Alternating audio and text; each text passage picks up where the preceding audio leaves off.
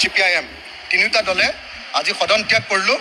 তাৰ তিনিটা মূল কথা আছিলে। এটা হ'ল অংগনবাদী কৰ্মী আৰু সহায়িকাবিলাকৰ যিটো মাননি, সেইটো আমি কৈছোঁ যে 1 নম্বৰ যে কৰ্মীসকলক 15,000 টকা মিনিমাম আৰু সহায়িকাসকলক মিনিমাম মাহেকত 10,000 টকা দিয়াৰ ব্যৱস্থা কৰিব লাগে আৰু তেওঁলোকক মাননি নহয়, তেওঁলোকক দৰমহা দিব লাগে আৰু তেওঁলোকৰ কামটো স্থায়ীকৰণ কৰিব লাগে। এই দাবী আজি আমি উত্থাপন কৰিছোঁ, কিন্তু তেওঁলোকে মানি লোৱা নাই। গতিকে আজি আমি সদন ত্যাগ কৰিলোঁ। দ্বিতীয় দাবীটো হ'ল যে 887 কোটি টকা খাদ্যৰ কাৰণে খৰচ কৰা, শিশু আৰু মহিলাৰ খাদ্যৰ কাৰণে খৰচ কৰা 887 কৰোৰ ইমান টকাৰ এটা কেলেংকাৰী সমাজ কল্যাণ বিভাগত মানে আৰম্ভ হৈছে।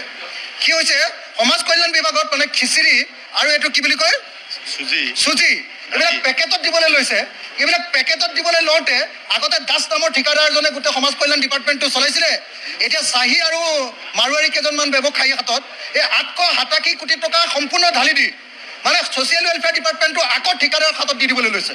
গতিকে আমি কৈছোঁ যে নহয়, যিটো খাদ্য নাখায়, যিটো পেকেট খাদ্য গৰুৱে নাখায়, যিটো খাদ্য সেই গৰুৱে নোখোৱা খাদ্যটো এনেকৈ দিব নোৱাৰি। আমি তাৰ বিৰোধিতা কৰিছোঁ আৰু তাৰ ওপৰত তদন্ত দাবী কৰিছোঁ, সদন ত্যাগ কৰিছোঁ তাৰ কাৰণে। আৰু 3 নম্বৰ কথাটো হ'ল যে আমাৰ বিৰোধী বিধায়কবিলাকক যিটো মডেল অংগনবাদী কেন্দ্ৰ, আমি যদি কোনোবাই 19টা পাইছোঁ, কোনোবাই 7টা পাইছোঁ, কোনোবাই 9টা পাইছোঁ আমাৰ সমষ্টিত মডেল অংগনবাদী কেন্দ্ৰ নিৰ্মাণ কৰিবৰ কাৰণে, আমাৰ সমষ্টিৰ উন্নয়নৰ কাৰণে, সেই সময়ত কিন্তু শাসকীয় দলে 40টা 45টা পৰ্যন্ত পাইছে এজন বিধায়কে।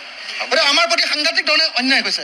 আমাৰ মতে কৰা নাই আৰু সমিতিবিলাক কনষ্ট্ৰাকশ্যন কমিটিবিলাক একদম গাৰ্জেন মিনিষ্টাৰে কৰিছে, আমাৰ মতে একেবাৰে কৰা নাই, বিজেপিৰ মতে কৰিছে। গতিকে আমি ইয়াৰ তীব্ৰ বিৰোধিতা কৰিছোঁ আৰু ন্যায়সংগতভাৱে সকলোকে সমানে প্ৰত্যেকটো সমষ্টিৰ কাৰণে মডেল অংগনবাদী কেন্দ্ৰ অনুমোদন দিবৰ কাৰণে, আৰু এই যিটো অনুমোদন যদি সঁচাকৈ বাকীবিলাকত বিধায়কবিলাকেও দিয়ে, তেতিয়াহ'লে আমাৰ বিৰোধী দলবিলাকৰ ক্ষেত্ৰতো বিধায়কবিলাকৰ অনুমোদন মানি ল'বৰ কাৰণে আমি আজি দাবী উত্থাপন কৰি আজি আমি